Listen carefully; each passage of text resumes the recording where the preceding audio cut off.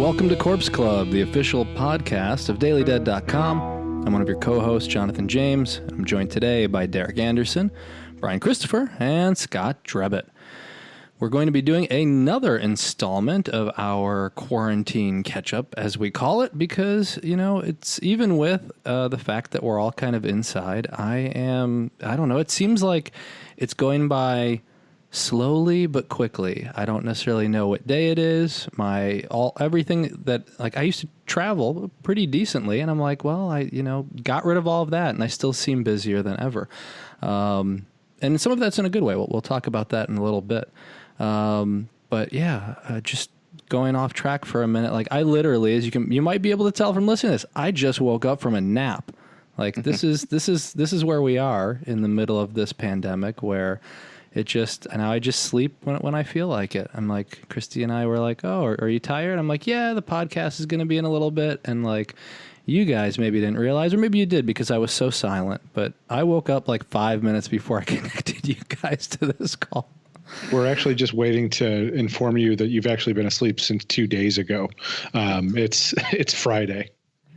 Yeah, it's days blending. This isn't even our usual podcast recording day, which also really threw me off. So anyway, I'm positive though, listeners, that we did do something of interest since you heard from us last, and we will be talking about that this episode. I'm using this a little selfishly because I'm also going to catch up with Scott and Derek and Bryan. We've all kind of been busy doing stuff with families or involved with other things, so I haven't caught up with you guys in a little bit. So I'm going to use this to see what you guys have been up to. I'm going to kick it off because I'm hosting, so I'm going to start. Selfish, Jonathan. Very selfish. I know, right? Well, and so I don't know if you guys have seen it, but I did see Scoob the other day because it just hit what are they calling it now? Like premium VOD. Right. So did it any like $45 or? Okay, so right now I have stuff to jump into. I'm ready. I'm getting on my soapbox. Like, I have no problem with this price. If you are single or you only go to the movies and are only paying for yourself, I totally get why you'd be like, hey, like, I don't want to pay $20 for a movie. I can wait and I can rent it for $5, or normally I rent it for, on VOD for $5. Like, I take my whole family to the movies. I take, Christy goes, and then my parents. And so, by the time we get food and stuff like that, every time I go to the movies, and this is even if we don't buy like theater food, this is if we bring our own food in, not that we do that, but this is if we bring our own food in, it still costs about $100 a movie, right? So, and you go to the theater and, we don't have any Alamo Draft Houses in our area. We don't have any real premium theaters. The ones that are supposedly premium charge us about $20 a ticket. And I still have to go in and say, hey, the projector's out of focus, the speakers are out, the lights are on. And so it's just not, and that's if I don't have to deal with the people in front of me who are texting or the people behind me who are throwing stuff at us. And so it's just not a great experience at the theater for us, right? So like I can Jonathan, are you sure that's a movie theater? I swear to God. It's not like an abandoned department store or something like that? I swear to God, it's like at least 1 in 3. It's not even 1 in 4. 1 in 3 times I go, there is a technical problem with the movie, either audio or visual. So what do they mean by premium there? Yeah. So I'm going to go into this. Now people are like, well, premium's probably going to be very antiquated, but no, like they'll charge us $20 for like recliner seats and like IMAX or 3D or like Regal, because we have Regal more than we have AMC. We have AMC, but we have Regal, and they have what they call RPX, which is like Regal. I don't remember what the other one is, but we'll just say Premium Extreme. It's something like that, okay? So, and, it used to be pretty good, but then they started dimming their light bulbs. I think it's because, and somebody who's a projectionist can probably explain this better, but what I think is that they just didn't swap them out, so the bulb has been getting dimmer over time. And so now when you screen 3D movies at that theater, you can't see it because it requires a more powerful bulb because it needs to be a brighter picture for 3D. So you can't see 3D movies in there. I went to go see it, and they left the lights on, and then I told them the lights were on, and then they fixed it by rebooting the entire system, and they stopped the movie and restarted it from the beginning. So like these are real problems that I face that ruin the theatrical experience. We're spending a lot of time on this, but I feel like it's important. So this, I think we're spoiled now. I think we're spoiled as a society. When I was a kid and we went to the movies, it cost 50 cents to get in, and there wasn't an attendant who gave you a soda in a bottle or a fountain. The fountain was in the lobby, and you had to stick your hands under it, and the orange crush would go right into your hands. We didn't even have cups, and you just had to lap it up right there. I was wondering what this was how going. you liked it. And we liked it. But at least you had, and I had back in the day, we had projectionists, right? They were trained, and it wasn't automated, and they were there to make sure that the movie going experience, was of decent quality. I don't even need great quality. I just need decent. So back to this, Bryan, and this, just a small comment you made about Scoob. I don't want to pay $100 and get a real shitty experience. So I am happy to pay $20 and screen it in my basement. No, I 100% get that. Like I don't have any kids, but a friend of mine has 3 kids. So anytime he goes to the movies, like without even looking at the concession stands, he's looking at like $60 to $70 right away. So I 100% get, especially if you got a family. Hell, even without a family, like I made a wise ass remark about it, but like for certain movies, I'm at the point now where like if I don't have to have other people talking through the movie, I'd seriously consider paying a high level just to be able to see it at home. My TV's good enough. Yeah, it's funny because I think for a family, it definitely makes sense. And then there's like I go to a theater where I could still see a movie. Like if it was just me, which I kind of saw a lot of movies. I'm just thinking about it just by myself last year to keep up with all the horror movies. And then, or I'll be with a friend or my sister and brother-in-law or something like that. So it's just me paying for myself. And there is a theater where I can see a movie if I bring my own food for like $5.75, like a new movie. And so I'm like, from that point of view, it's a big swing, but I definitely understand for families and for family movies, especially, like that's kind of a bargain. But I'm like, maybe there's movies where they can, if they're like, the demographic for this movie is a single person, like single people, maybe they can like discount it or something.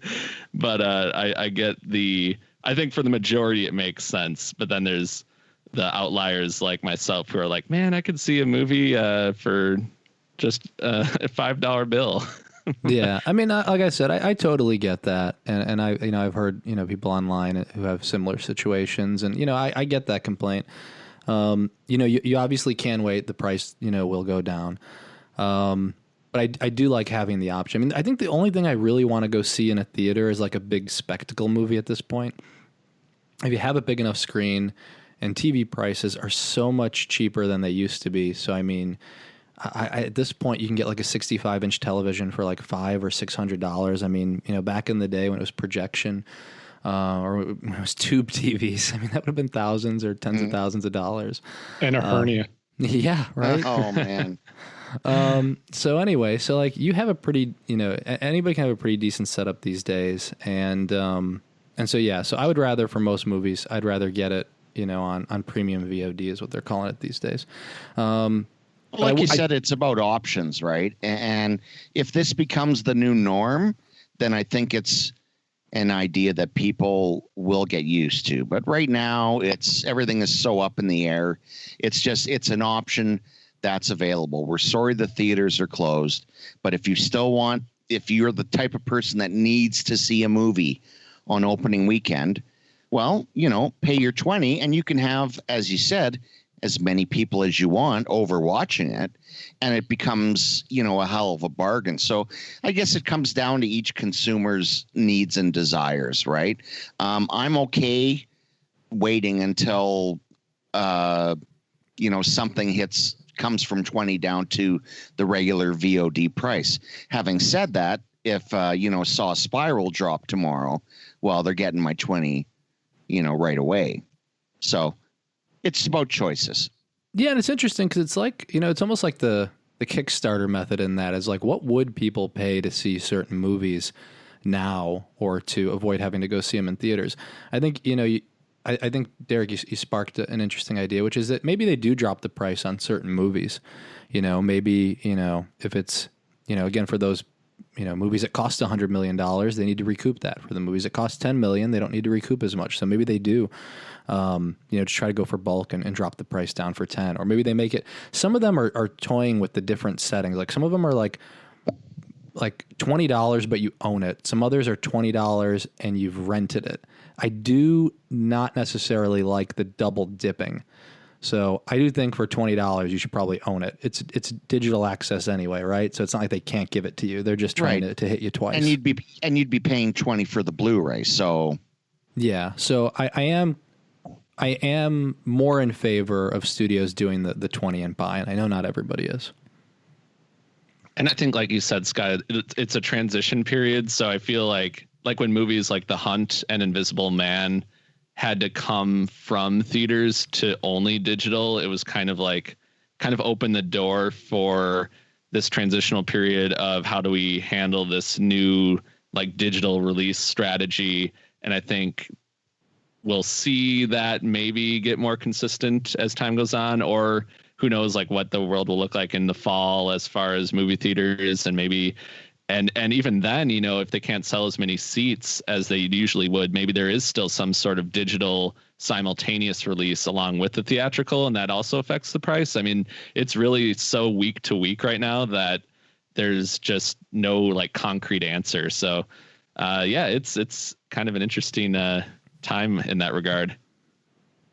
Yeah, I don't think anybody really knows what they want to do yet. Everybody's kind of testing the waters, obviously. For anybody who's been online, you probably heard about Trolls doing really well for Universal, and then the back and forth with the theaters, and then other studios have been wondering whether or not that's going to be consistent, or whether that was that was a special because of the brand and because it targeted everyone. That's why I think they wanted to test. Warner Brothers wanted to test Scoob to see how that did. Anyway, back to Scoob. So, I've seen some people shred this movie, and I will just say that this movie, and I'll say more, but I will say that this movie was not meant for. This movie is definitely meant for kids. This movie is not meant for adults. There are enough like jokes in there for adults, but it certainly was made for like a new generation of Scooby-Doo fans. I think the people who made it, definitely they put care into it, and they filled it with an all-star cast to try to bring kids in. So but I guess not even kids, because this has to be adults, right? Because like kids aren't going to know who like Mark Wahlberg is. I mean, realistically, sorry, Mark Wahlberg, but like most kids aren't going to. But they have Mark Wahlberg, Jason Isaacs, Zac Efron, and Amanda Seyfried, Will Forte. Yeah. So, it's, hey bro, I like your van. Say hi to your mom for me. Yeah. Was Don Knotts in it by any chance?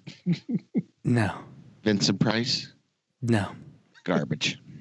Yeah, they definitely try to do like some of the guest star things. So there are some guest stars, but if you saw it, you'd be like, oh. So I'd say like this is not like go in knowing that this is not like the Scooby-Doo you're used to, and that this is made for your kids, and that you may cry a little bit seeing some of it. Now, what about the Were the voice Harlem cast? Globetrotters in it? Oh, they should always be in it. Yeah, that should just be a clause in the contract that you have to work them in somehow. Yeah, I'm just going to spoil the celebrity guest, because I came in being like, and I did enjoy the movie. I had fun watching it, but I feel you like already named 12, so keep going. Yeah, but no, the one that actually shows up, because like they were the voice cast, the ones I mentioned, but the one that actually shows up in the movie is Simon Cowell. Simon Cowell is their celebrity guest. Boo. Wow. And again, you have to wonder, are kids going to know? Well, kids will know who Simon Cowell is, but every kid knows. I don't know. He is the boogeyman. That's bizarre. It's just an interesting choice, I guess. Yeah, so I think Scott, that bizarre works. There were some bizarre choices here. I don't think it's like. I think there are too many references for adults that kids are going to love it through and through, and I think it's not Scooby-Doo enough though for adults. So, like I said, it's kind of in this middle ground. I enjoyed it. I was definitely expecting something else. It was kind of more like a superhero movie with Scooby-Doo and the gang as guest stars. So That's my quick review of Scooby-Doo. So who did the voice of? I saw the clip. He's in a white shirt, his normal white T-shirt. Were you asking about the voice cast? Yeah. Oh no, I was talking about his shirt, but also about the voice cast. Yeah. So Will Forte's Shaggy, and going down, Zac Efron's Fred. And they did keep the voice of Scooby-Doo. So Fred Welker. So Frank Welker, sorry. So he did the voice of Fred back in the day, and he's been doing the voice of Scooby-Doo for a while. So they did keep him. And it is cool. I know Matthew Lillard and Gray Griffin were kind of I guess they weren't approached or were not involved, so that was kind of bringing in almost like rebooting the voice cast a little bit, which diehard fans maybe weren't as pleased with that. But having not seen the movie, I'm not sure what maybe they did a good job regardless. I mean, he sounds good. But it's you wouldn't know. You wouldn't know otherwise. Like the average person wouldn't know. And it is interesting. Like with Matthew Lillard, you mentioned having him like from the live action movies too recently, which kind of looking back on those had way more adult humor than I think I even realized at the time when they came out. They snuck in a lot of adult humor in those movies. This one's similar. This one is similar like that. But like I said, it's kind of in this middle ground where it doesn't really work for kids. It doesn't really work for adults. I do want to mention, though, they also have Gina Rodriguez as Velma. Okay. So, your capsule review is it doesn't really work for kids and it doesn't really work for adults. But if you're a diehard fan of Scooby-Doo, Jonathan James Daily Tip. Just put it on. We've spent we're not a half an hour in, but we spent a lot of time just on Scoob. So I know you guys haven't seen it. We just spent this huge chunk about something that you guys haven't seen. I'm feeling good about it. Feeling good about this episode. So I'm going to stop talking for a minute, and I'm going to turn it over to Brian, because Brian, you weren't here on the last catch up. Brian, what have you been doing while locked in? What have you been watching? What have you been playing? I've just been watching Scoob on a continuous loop for the last 2 weeks. Nice. I think my sanity is finally gone. Now, so I've been keeping up with a few different things. As anybody who listened to our initial Hellraiser retrospective a few weeks ago knows, I've been watching some terrible Hellraiser movies, but that'll get better. And Jonathan, you feel my pain on that one. Oh, yes. Next stop, Purgatory. I still can't believe you paid $6 a piece for those, man. Yeah, I can't believe I did either. But it was like, I thought, as I mentioned on the podcast, I thought as I was buying, for those that didn't hear it, first of all, make sure to check out our Hellraiser retro. And so we were on the back half of the Hellraiser movies. And I was like, well, I have them on DVD, but I can't find them. I'm just going to rent them, but it was like $1 more to buy them. I'm like, well, I'll have Hellraiser Revelations forever, so I can always go back to that. And so, yes, of course, $6. And then I realized as I watched through each one that I had made a grave mistake, and I continued to make that mistake. And so now I own Hellseeker, Deader. I'm going to go back to those every day. It's going to be like Scoob. Jonathan, would you say you lament that decision? 100%. Zing. It sounds like kind of its own premium VOD price. Listening to the episode was very meta because it was like you guys are in the lament configuration yourself, watching these movies, and Pinhead standing off to the side telling you all about loving your pain and the pleasure and the blah, blah, blah. It's a very entertaining episode. I could almost hear the crying. Sorry, go ahead. No, I was going to say the crying was that I watched them all. Brian had this idea back in January when we did New Year's resolutions, or the end of December. I had 5 months and a week to watch them, to spread out the pain, and I decided to watch them all within a less than 24-hour period before the podcast. I'm actually surprised you weren't just like blubbering your way through the entire episode, to be perfectly honest. I tried my best. So beyond that, I have been trying to keep up with some of the newer stuff that's been coming out on VOD. Saw some really good stuff. Saw Blood Quantum that got released on Shudder from Jeff Barnaby. Any of you guys seen that one yet? I have not, but I really want to. I've heard really good things. It's not on Canadian Shudder. Oh yeah, I remember you telling me about that. And it was a Canadian movie. Canada, I believe. Yeah. Yeah. Well, if you get a chance, I highly recommend it. It's a really, a lot of things have already been done with the zombie genre. This takes a very interesting twist in that a group of Native Americans find out that they are immune to the disease. And so they are surrounded by a sea of white people who are not immune. And a lot of them have turned into zombies at this point. And it's just kind of taken the zombie trope and using it to look at colonialism, and it's very interesting. And as you might expect, kind of very sad and melancholy at the same time. There is also a scene in it which I did not expect to come, but let's just say it was very cringe-inducing. And fellas, as soon as you see it, you'll know what I'm talking about. Yeah, I've heard reference to that online where it's like that scene. Mm-hmm, yeah, like Bone Tomahawk. Oh gosh. Yeah, it's like in that ballpark. They have that scene. Yeah. It's not quite as extended, but it's definitely gonna catch your attention.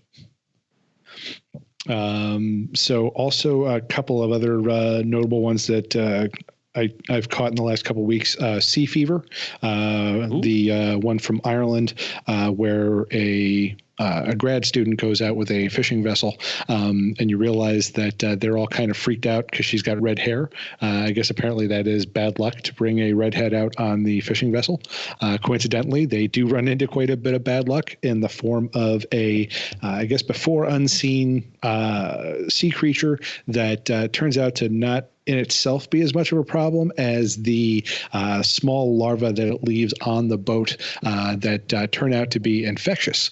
So there's a lot of discussion of how to properly quarantine, which seems a little too relevant for what everybody's going through right now. But it was very good, very beautiful. I would say pretty deliberately paced. So if you're looking for something like super exciting and super fast pace, this might not be for you, but it was really, really good. Any of you guys seen that one yet? I have not, but I really want to. Nope. I have a long list of. Derek, are you just like playing like a video recorder back of you saying, I have not, but I really want to? Of course not. It's on my list. Derek, just one thing is that this is the time now that you're, home for the most part. Like, this is your time to catch up. Like, this is the time for you to make good on the hundreds of it's on my list that you've said here at Corpse Club. That is a good point. I will admit, though, like, for as much time as it seems like we have, like, I feel like I haven't gotten really the opportunity to dig in as much as I would like to. I don't know if you guys are having that same thing, but just like you would think with the amount of time we're spending at home that I would be doing nothing but like my resolution is to watch, 20 movies that were released this year. Mm-hmm. You would think I would already have like blown past that, and I'm not even halfway yet. Partially because the movies I am watching are crappy Hellraiser movies. But it's just like, I don't know, the time just seems to slip away from me with other things right now. Yeah, I would agree with that. I think it's kind of the weird effect of it seems like it's been a long, like years, but also just a couple days since all this started. But I think for me, it feels like time has gone faster since this all started, which is kind of weird because I was kind of expecting the opposite effect. But even on days when I've been at home, it just feels like it's Monday one day, and then all of a sudden you blink and it's Friday, and it's like, how did that happen? But so I need to figure out a way to slow down time, which I will, when I figure out that secret, I'll let you know. I've been very thankful because there's so much going on online between like different Zoom events and alternate reality games and all kinds of stuff. Like when I was sick weeks ago, that's when I caught up on all my movies because I wasn't leaving. But as soon as, people started getting more hooked in with Zoom and whatnot, like I've had something almost every day. A couple things I wanted to call out is I am playing Arcana right now, which is a game from, it's a mix of creators. So it's, I think it's arcana-game.com. And so what they have is like those immersive games I like playing at Overlook, and I played at Stanley. It's a mini version of that. You can jump in anytime, and basically you just start jumping in now on Instagram.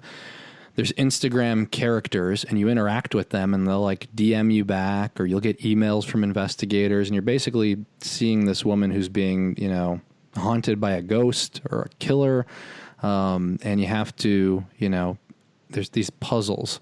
And so every day, Wednesday through Saturday, there are different puzzles, and you got to work with a team of people over Slack, or there's a Discord channel. And you try to solve these pretty complex puzzles. So for people who like escape rooms and whatnot. So that's been keeping me busy because, I never know on like Friday or Saturday, like when Jade is her name, like when she's going to need help.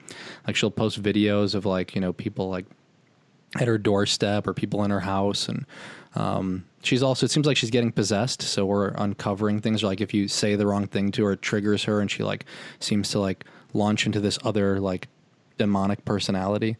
So, anyway, if you guys are interested, or if anybody who's listening, it's Arcana Game.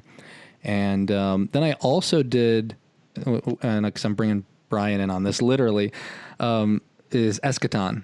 And I've talked before about Sleep No More and how much I love that in New York City. And that's the immersive performances. And it's, there's a kind of this wraparound idea that there's, these ghosts in this hotel. And so it's like part immersive game, part immersive performance, and it's really great. But some of the vets from that and some other people decide to kind of do a virtual version of that. It's not directly related to Sleep No More, but it's very similar. It's called Eschaton, and it is Zoom based, and you go into different Zoom rooms and you can see different performances, but there's also like a puzzle mechanic that you have to work through it. And there's no way you can figure it out by just going once. So you show up on Saturday night, and there's an intro, and then you go from room to room, and each room you go into virtually is a different Zoom room. So you can see performance X or performance Y, and it's like, I'm not even going to say what it is because I don't want to ruin it for Bryan.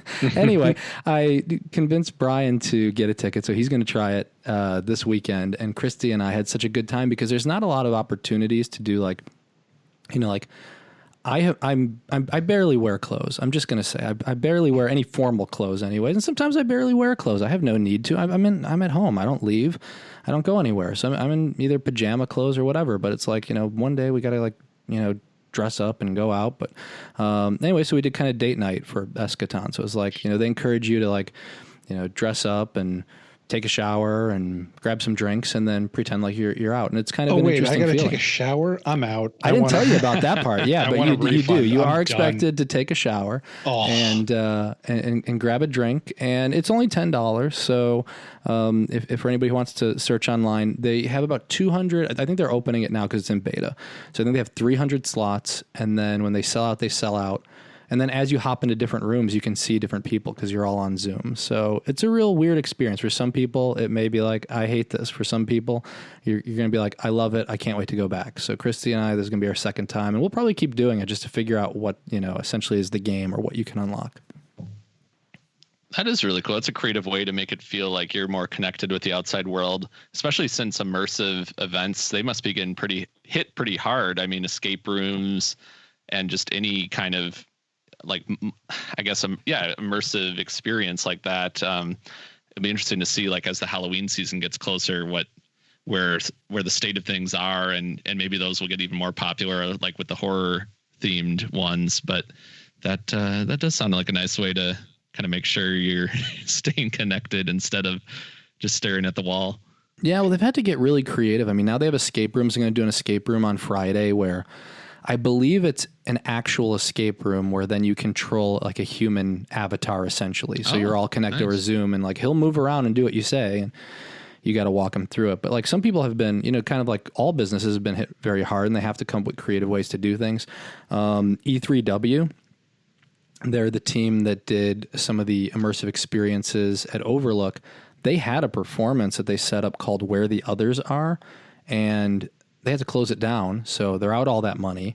They didn't know what to do with it, and they decided to film it. So they're releasing it, by the time people listen to this, it's available now. And so that they release that experience as a film that you can watch.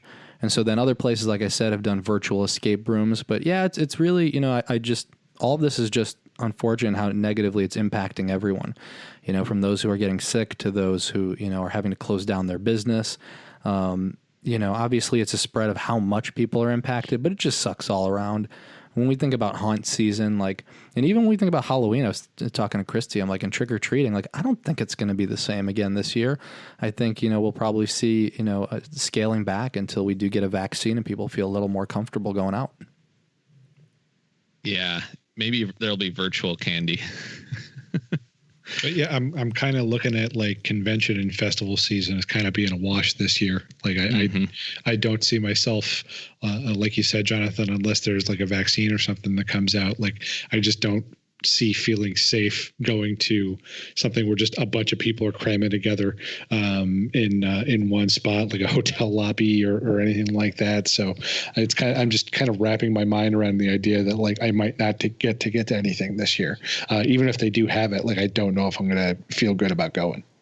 Yeah. And I think that'll be the final stage of being cleared to be okay, because that's just a whole nother level of human contact and shared breathing space and everything like that. So, I mean, yeah, it was, my dad and I were going to go see 6 80s bands in June, and it was had great tickets that I somehow managed to get online, right when the gate opened, the virtual gate opened. And so all that's just kind of a wash, which in the grand scheme of things, small potatoes, of course, but it is amazing. It'll be a summer to remember, because nothing, like I said, I think everything at the very least will just get pushed out a year. And it's kind of a wait and see mode, and just kind of dip your toes in the water and hope that Jaws doesn't come out and get you. But and all that to say, that's kind of why I'm really I'm up for trying things like and is it Eschaton? Is that how you pronounce that, Jonathan? I think so. Otherwise, yeah. I mangled it, and we're both saying it wrong now. Well, as long as we're consistent. But things like that is things I really want to kind of lean into this year, because if I'm not going to be able to go to these in-person things, then, I want to try out some things like that. And, I'm also thinking about just taking little random pilgrimages to go up to Blairstown, New Jersey, where not going to be a convention, but I'll just go check out, some of the areas where Friday the 13th was shot or something like that. It's nice. Kind of the gears spinning about ways to how do you get your horror travel fix if some of these bigger events aren't going to be happening, or if you're not going to feel comfortable go to those kinds of things. And you're kind of within being on the East Coast. You could go and do a Blair Witch Project camping trip or something like that, because that's in that can't be too far away. Also true. Just make sure to film it so we can find that lost footage someday. Maybe you'll run into Heather Donahue. You never know. Fingers crossed. Not actually run into, though. I'm going to stay 6 feet away from her. Good call. Yeah. Oh, and a reminder, if you're listening to this on release weekend, then there is the Chattanooga Film Festivals. That they're one of the first ones to have a full online schedule. Mm-hmm. So they're doing panels online. They're doing limited time screenings. So we're going to be taking part in that. I'm interested in seeing how that goes. And Salem Horror started dipping their toe into some of the virtual stuff. They had a big Mother's Day thing where they did some different mother-related screenings of some different movies, some shorts. They did a panel with Sadie Doyle, Rebecca McHenry, Jennifer Chujung, and the co-founder and manager, Jessica Locke, was the moderator for it. So, I'm guessing we're probably going to see some more stuff out of them as the year goes on as well. So I think that's going to be pretty cool. Yeah, and I do think that's fun for people that, may not have a chance to get out to those festivals, because it's I've always wanted to go to Chattanooga. I haven't had a chance to do it for the festival. Now I can do it virtually. And it's for Eschaton, a lot of people might want to do Sleep No More in New York City if they're, on the other side of the world or the other side of the country, they can access this virtually. I'll be interested to see if, even once things settle down and people are safe going to these in-person events, if we're going to start seeing more of the virtual events, just because I do think there is a draw for those, because even if, you get your normal crowds for the in-person events, the people who can't go, regardless of if there's a pandemic going on, it's a cool way to give them a chance to get a taste of that kind of stuff. So I wouldn't be surprised if, it's certainly not going to like take over for these events. Like you're not going to see like an all virtual Fantastic Fest event every year. But, maybe they'll do some kind of auxiliary thing where it will be virtual, and give people who can't make that kind of a trip a chance to be able to take part in some of those things. I think now that the infrastructure is in place, I think that's actually a really good idea. And I do think we'll see that because they're going to need to supplement their income. They're going to have less attendees, at least at the start. And so offering the virtual option, I think, is going to be another way to kind of, help bring back that revenue for people who aren't going to be traveling as much. Yeah, it's all about getting creative. And I mean, if you could still make, you can allow people to support the festival, and because it's not going to happen overnight where everyone's just, hopping on planes and trains and automobiles and going halfway across the country. So it's a good way to kind of open that door, and it will definitely permanently affect how people work and live and do recreational activities, in the future, which I guess is one silver lining, is that maybe this will kind of finally create more cohesion between the virtual world and the real world, and we can find like a balance between those where it makes sense without it turning into like a horror sci-fi movie. So I think it could, that is one silver lining, I think, to this. Or it could turn into Unfriended. I don't know. Laura Barnes will get us all. Scott, if they have like a virtual Crash Bandicoot event, will you want to take part in that? Yeah, then I'm there for sure. You and me both, Scott. Now you're talking my language. Bandicoot power. I wanted to make sure you were included, Scott. Speaking of, guys, we do need to do Friday the 13th. We haven't done it yet. Yes. Yeah, So dude. All right. Yeah, we do need. that little thing. Like the Nintendo game, right? I mean, if you want to play the Nintendo one, I'll do. The Nintendo game's PS4. fun. I love It the is. Nintendo game. It's fun and also very difficult. Yes. It is also the creepiest and most kind of macabre 8-bit video game that you'll ever play, where you're trying to keep actual children from dying, but they can die and you and all your friends can die. It's a pretty dark game. It doesn't sugarcoat it. It just tells you are dead. You and your friends are dead. And there's zombies too, which is interesting. There are. Speaking of Friday the 13th, did you guys take part in final exam trivia last week? Not last week. No, I did the week Last before. week was Friday the 13th themed. missed it. I was the worst possible person to do that. I was talking to Ted and I'm like, oh yeah, like we're gonna catch up. Like Christy and I are gonna watch it because I watch Friday the 13th movies, but I don't watch them. Like I run them every year, but like I don't watch them for trivia. So like it's not really in my head like some other things are. And thankfully we did okay. I think I did like top 50% is all I wanted. I think there were like 500 people there, but no, I got destroyed. So what were like what was a typical question? I mean, he went through the first 8. He spent a lot of time on the first 8 films, or they did, because it's Ted and Mike Gingold. And so they went through the first 8. So it was questions about different characters, whether it was character deaths. It was, who was wearing like in Friday the 13th Part 3, who was wearing the mask before, before Jason got it. Shelley, and ding. Exactly. So like that one I knew, right? Well, good one. And then it was like, what's the name of the boat in Jason Takes Manhattan? The Lazarus, ding. Yep. So, there were questions like that, but you probably would have gone through most of them. All 3 of you would have, but not me. So anyway, it just made me very sad. And I almost closed down the site that day and said, I don't deserve to be here. But like you said, Friday the 13th you're more of a, it's not your baby. Like it's more, you're more casual. No, I've only played the one time and I came 19th. So I know. Yeah. But I'm going to promote it because it's free. Although tips are welcome. It's Friday, Saturday, Sundays. You got 3 opportunities to jump in and do some horror trivia. This weekend is Satanic Panic. So I'm doing that one. Yeah, is it really? I didn't know that. I missed that. Oh, yeah. They said it was going to be harder than usual, but I'll be there for to answer all 36 minutes worth of knowledge I have in my head. 37. Come on. 37. Sorry. 37.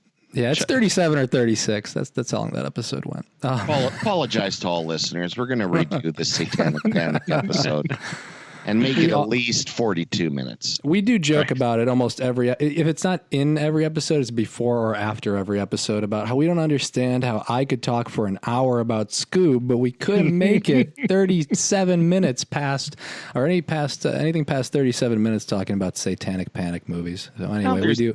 There's just not that many of them out there, so no, the content's not there. It's untapped potential. Yeah. I want to study though. I want to prepare. I want to have charts and graphs. And when we redo it, Scott, we'll do 666 minutes. Oh, that'll be the like episode. It. There you go. Oh, nice. Anyway, we'll turn it over to you, Scott. Since we spent almost an hour on Bryan and my segment, what have you been up to, Scott, during lockdown since we last talked? Well, you know me. I always have when it comes to watching movies, I always have my finger on the pulse, so to speak. So I watched Damien Omen 2 the other night. Not on VOD. That was the last one they did, though, right? No. Oh, no? No. Damien is the second one. They've done more from Omens since the second 1978. Oh, my God. You haven't seen... You don't have the Omen collection? Yeah, you don't have the Omen collection? Come on. I don't. There's Omen 3, The Final Conflict, with Sam Neill as a grown-up Damien Thorne. And then there's Omen 4, which was a TV movie, which is fun. And then there's the actually remake. The first one I saw. The TV movie? Yeah, somehow the Omen 4 was the first one I saw. Oh, well, it's the least of them, but it's still fun. But it's a girl. Oh, spoilers, man. I have a soft spot for the remake because I bought a ticket for the Da Vinci Code and tried to get into that theater, and I was turned away because I was underage. I think it's a more success. I like the remake, actually. And the original is one of my favorite movies of all time. But I think the remake does an interesting take the way that Gus Van Sant did Psycho, except I think the Omen remake was much more successful. And yeah, maybe that's because it's and I think it's maybe because it's less iconic, right? It's the same script. David Seltzer is still credited as the sole screenwriter, because virtually nothing has changed except for little details here and there. But I still like I like the whole series, actually. So, I've been doing that. Another new one to me was Silent Night, Deadly Night 3. Ooh. Is that the one with Bill Moseley? Bill Moseley. Yeah. And I haven't seen the end of it yet. So I sleep through a lot of my movies. Spoiler alert, Santa Claus did it. Santa Claus did it. Oh, here's an interesting one. Colossus, the Forbin Project.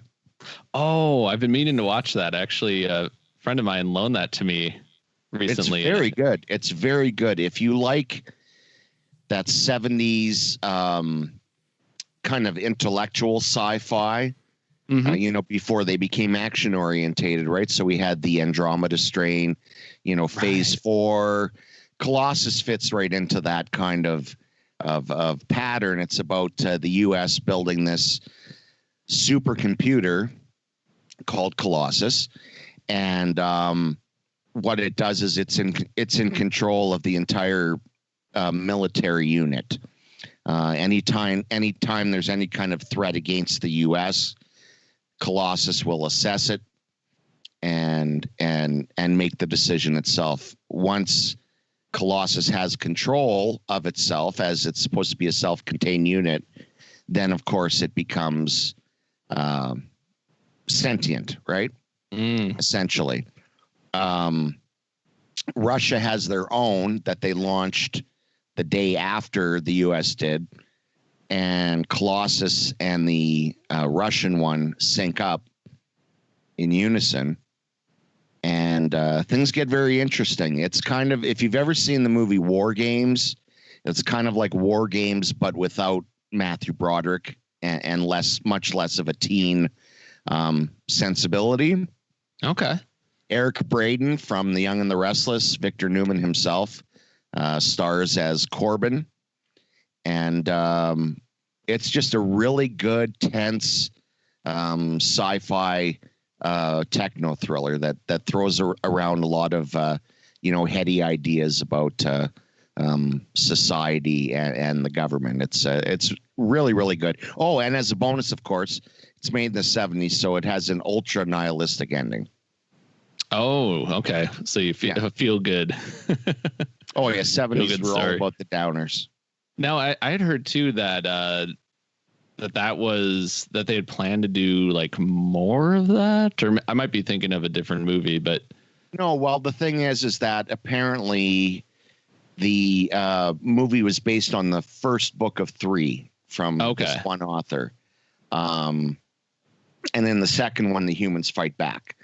But the movie did not do well.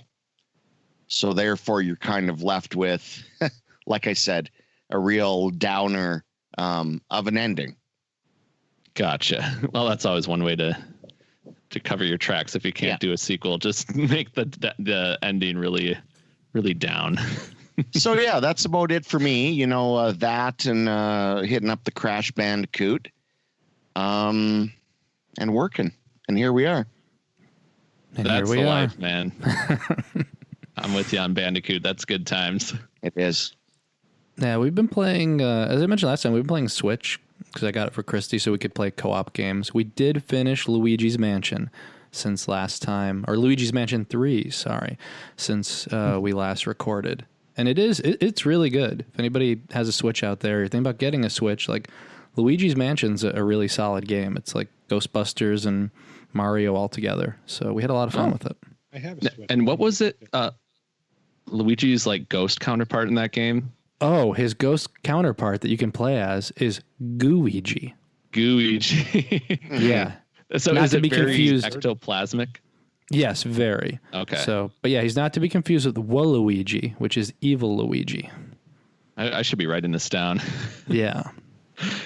That is really cool though. I remember I've wanted to play some of those games, and I've been over at friends' houses where they have like back before all this went down at like LAN parties and stuff, where they would have like Switches, and the games on there were really cool. Like, and of course you have all the Mario universe, but it seems like more and more games, like when we were covering horror news, even in the last year or two, so many more games are going to the Switch and crossing over. And it just feels like there's so many reasons to get a Switch if you don't have one. Not just for like the portable aspect of it, but also that you can, like you said, it's very interactive and multiplayer friendly and everything like that. So it's definitely something I would be interested in getting someday. But right now I'm kind of in PlayStation land. Yeah, there's so many co-op games. What were you going to say? Oh, no, I was just going to say, and completely unrelated, but from what we were talking about before, I think Derek should host a horror trivia, but it's only on Disney horror movies. So I like would one love question, the turnout. right? Okay, well, here's a sample question. Whole round in Halloween Town. Well, maybe. What thing star was starred in Disney's Mr. Boogedy? Ooh. Does anyone have the answer? I mean, I could take a guess. It's not Kurt Russell. No. He's good. You're almost down to 0%. Anyone? Anyone? I'm actually not. Does Derek not know this? Not ringing a bell for me because Mr. Boogedy was a little bit before my time even. Oh, here we go. So I'm very. Have you seen Mr. Boogedy? I've never actually seen Mr. Boogedy. Oh my! Does he lose? Does he lose the cred? He loses. He does totally. So I just lost the only cred I had. Yeah, come on, man. Anyway, you're the Disney guy. The answer we're looking for is Richard Mazer. Richard Mazer. So Scott, what I learned from this is that you and I need to co-host Disney Horror Trivia. Oh, I don't think that's going to happen, but you should do it. Well, especially with Disney Plus now, which I don't have yet. I feel like I'm just It's got waiting. Mr. Boogedy. I know. It's got Halloween Town. And the funny thing is like right a couple years before Disney Plus came out, the Disney Channel re-aired like every single original movie. So we went through and watched like all of them like within the last couple of years. So I feel like if I hadn't done that, I would have gotten Disney Plus right away just to watch the original movies. But now I'm waiting, and the Lizzie McGuire revival has been delayed, and who knows what's gonna happen there. So, but I do need to get it. It's only a matter of time because Mandalorian is on there, and there's a lot of good stuff. So, And the Cat from Outer Space. yes. Oh my gosh. Unidentified need to Flying get it. Oddball with Dennis Dugan. Ooh, that sounds like a good time. I like the You're just live saying action random ones. Words and names. I don't think any of those actually exist. No, they're all true. See, it's not an object. It's an oddball. That's just good old fashioned fun right there. Yep. I haven't been watching as much Disney lately, but I have been using my CBS All Access account, or mooching off of my brother-in-law's account. And Brian, you mentioned the last quarantine catch up, you were a little mad because we talked Star Trek and you weren't on here. But I have more Star Trek for you because I watched Picard in its entirety.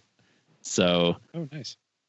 not exactly horror, but I would say the Borg community on there, the Cube, which reminds me a lot of like an Event Horizon ship, but just the whole like Borg storyline. And Don't try to tie it in. okay, more sci-fi for sure, but it was really interesting. I'm with you, Scott. Yeah. Hey, the Borg I mean, I know they're like they get kind of manipulated and they're not necessarily bad characters, but like they do creep me out at times. Just when they're like trying to kill people, it gets a little creepy. But No, they did make them scarier in First Contact. You're not wrong. okay. But yeah, so we recently finished watching that, and I always saw Next Generation on growing up because my dad was always watching it. I kind of tuned in and out of it, so I was familiar with the characters, but I hadn't seen like every episode. But it was interesting to go and kind of see them. It kind of felt like Logan with what they did with Wolverine, where it's kind of like picking up years later. And I think Patrick Stewart probably just reminded me of that connection. But it was interesting to see them kind of do this like swan song for him, and it's already been renewed for like 2 more seasons. Hey, did they have what's her name? She played her characters. She's a Borg. 7 and 7. 9. Yeah. 7 and 7. 7 of 9. 7 yes, of 9. She's in Okay. it. Jerry Ryan. Jerry she's Ryan. a really key part of the first season. So yeah, that she was one of my favorite characters actually. So it was really cool to see that. And I know Jonathan, you had watched that recently as well, Picard. So I had to catch up, and I think, I don't know, like Discovery I really liked as well, so I think I might have liked that one the best overall, but I did like Picard. I felt like it took a while to get going, but towards the second half of the season it felt like things were moving along a little quicker, and like the backstory was filled out a little more, so you could just kind of move forward with the story a little bit more. But yeah, so I've been sci-fiing it up lately. Nice. I don't think I mentioned that I went through the latest season of Doctor Who, and that was really good. No, So, you and that's what- didn't, because that would be sci-fi. Well, we're switching over. I don't have another name for Corpse Club that's immediately sci-fi. I'm not that quick tonight, but I did watch. I did watch the new season of Doctor Who, which is crazy. The new season's kind of game changing. I can't spoil it for anybody. And do any of you watch Doctor Who? I do not. No. Okay. I am not. I have not. No. One, I would highly recommend watching Doctor Who, and 2, the new season, which has, Jodie Whittaker. This is her second season as a Doctor, and it usually kind of takes 1 or 2 seasons for them to really kind of get into the role. But I think she's really good. She reminds me of David Tennant, and you guys are like, I have no idea what you're talking about, but she reminds me of David Tennant in Doctor Who, and From Fright Night. From Right. Fright Night. There you go. See, And, Horror Jessica tie-in. Alive. We're back. Yeah, horror tie-in. So, I really like the new season, and it's kind of cliffhanger-y. So now I'm just waiting to see what happens next. I just watch Community for all my Doctor Who references. That is awesome. Inspector Space Time. I was just watching that today. And I have to say this is a safe space, right, guys? No. Not if you're going to slam Community. I just assume that you all guys, this is a safe space. You all guys, you said it. I haven't seen Community past the first episode. Oh, really? Well, how come? Why? I don't know. I didn't watch a lot of network TV, and now that it's on streaming, I think I just haven't. Maybe I saw the first couple episodes, and I haven't really they didn't really grab me. I heard that you really need to keep going, and I will, but I haven't gotten there yet. Yeah, once the hook is in, and I don't think it'll take you too long. It is 150% your kind of show. And they do definitely have some fun Halloween episodes too. Oh, do I have to watch all of it? Great. They do lots of. They have a couple Dungeons and Dragons episodes. They have paintballs that are takeoffs on westerns. It's pop culture nirvana. The zombie episode. I still think the peak is the Ken Burns style documentary. They're all great. Well, except for the one season that Dan Harmon was gone is not. Well, that's what I was going to ask. So can I stop after a certain amount of seasons? Do I have to see them all? Because Dan Harmon comes back. Oh. Yeah. And then without Chevy Chase, the last season was done on Yahoo. I didn't know that. Yeah. There's so much I don't know about this show. But it's really good. Yeah, I would. Seasons 2 and 3 of that show are some of my favorite seasons of television ever. And I remember I always think of Community as part of like the last great like event night of network television, because you had Community, you had 30 Rock, you had Parks and Rec and The Office all on at the same night in a 2-hour block at one point in time. Yeah. And like that was the last time where like, as a family, we'd always get like we still watch a lot of shows together, but most of it's on, a couple like cable shows, but most of it on Netflix and that kind of stuff. But this was like, no, you're watching this entire block of programming. And then even after The Office went off the air and they had to like put in the replacement shows like Up All Night and Perfect Couples, we would watch whatever we'd watch whatever show they would put in there because it was part of that programming block. And now I feel like that's never going to happen again for cable TV. That reminds me, because we did the same thing. That Thursday chunk of TV starting at like 8:00, and that poor one revolving door of a fourth show that they tried to like make work by putting it somewhere in that block, and just nothing could survive there. It was tough. Yeah. It's hard to live up to those other shows. It's like these titans of comedy, and then it's like, okay, try and hold your own. So to bring back a little bit to the horror element, because I think this is a horror podcast, I forget. But the other thing that I'm going to ask is, because quarantine brain's hitting me, I know we've talked about this offline quite a bit, but have we caught up officially at all on What We Do in the Shadows, the TV show? Yes, I am. Well, I'm one episode behind, I think. Yeah, well, we're recording right now instead of watching it. So. Yeah, that's right. So I'm behind. Well, you got a lot going on. So. I know. So I'm technically behind on like the current episode and somebody's listening, but otherwise I'm current. And I'm about 15 episodes or so behind, but I will catch up eventually. So Derek, we're going to start holding you to this. When you say you're going to catch up, we're going to hold you to 90 days or 60 days. It's your choice. You pick it. But so it's kind of like The Ring, except I have like 90 days instead of 6. Yeah, I'll call each time, be like 89 days. Well, that seems generous of you. But yes. Seriously, Derek, catch up, because last week's episode was one of the best they've done so far, including a fantastic cameo from Mark Hamill. Yeah, I haven't seen last week. I saw the photo. Even if you haven't seen the show, you could just watch that episode by itself, and it would still be hilarious. Yeah, you wouldn't really need to know. Like, you're right, Jonathan, because I don't think there's anything that happens in that show where you would be like, I don't know what's going on here to be able to like keep up with it.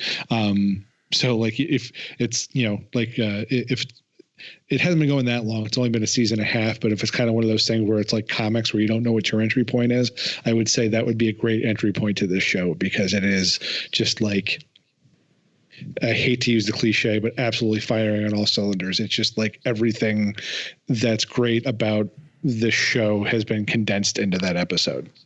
Yeah, Nice. it's one of the best episodes of the series. And to take it back to sci-fi, the latest God. Rick and Morty was also really freaking good. Like this season of Rick and Morty has been like, it's been up and down. There's some episodes I really like, and there's some episodes where I'm like, but this episode that has to deal with a vat of acid, and it's one of the best. Do you guys watch Rick and Morty? I've seen a few episodes, and I haven't seen it. I think definitely, I'm it's like another you, I want to Jonathan. watch. Great, Derek. This one is the same thing that is for you with Community. I think I've seen the pilot, and that is it. I would recommend pushing through. I mean, Rick and Morty, I mean, it might take a few episodes to get in, but it's really solid. And this season, maybe, like I said, has been okay. Maybe that's the Dan Harmon style. I mean, he did both shows. So This is true. if you like Rick and Morty, I know you're going to love Community because You know it's what? the same kind of humor. Yeah. Scott, you've sold me. And this isn't one of those Derek promises. I'm going to start the show and I'm going to make progress by the time we all get back for a podcast. I will have made progress. So I'm an adjective now, apparently. That is great. Well, I did actually catch up on one movie that I'd been meaning to watch for a while, and it is horror. And that is Anna and the Apocalypse. Oh, nice. Okay. So That's a I good one. finally watched it, and yeah, I really liked it. It's kind of weird watching a Christmas movie, not only just this time of year, but just the way things are right now. Just that part felt really weird, but I don't know. Maybe I'll watch Jingle All the Way again now, but keep the Christmas thing going. But yeah, it definitely like lived up to the hype. The musicals I was just impressed by like how many musical numbers there were and like how well produced they were and performed. Like aside from being a horror movie, it's just a really good musical, and the horror really, like the zombies don't even really come into play for like the first 20-30 minutes, it seemed like. So I was kind of surprised like how much more of a drama it was in addition to a horror movie. But yeah, it was really cool. It felt kind of like Dance of the Dead meets Shaun of the Dead, and had a good time with it. I would say it was well worth spent. So I was glad to catch up on it.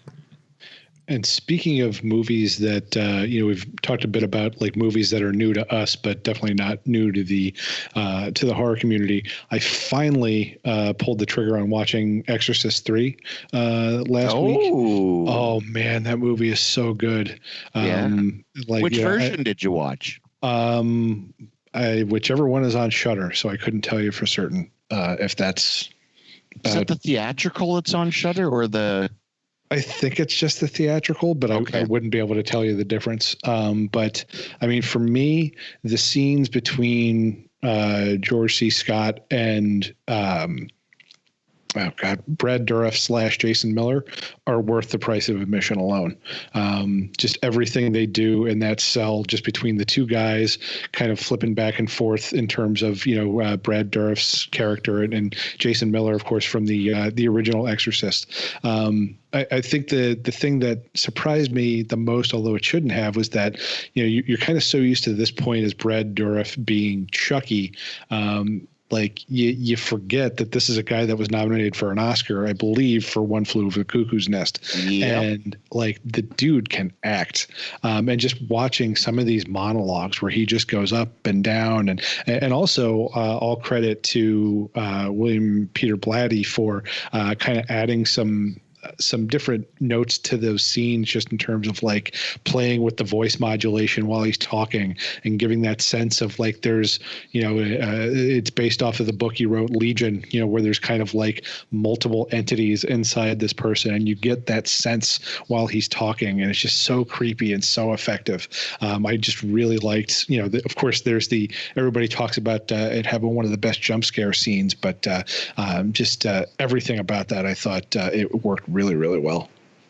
And I think not a lot of people mention this, but when I had seen his performance in Exorcist III, years ago. I mean, it reminded me of, I'm like, well, that's where Heath Ledger got some of his Joker from. Because people had referenced other things. I'm like, it sounds a lot like Heath Ledger's Joker.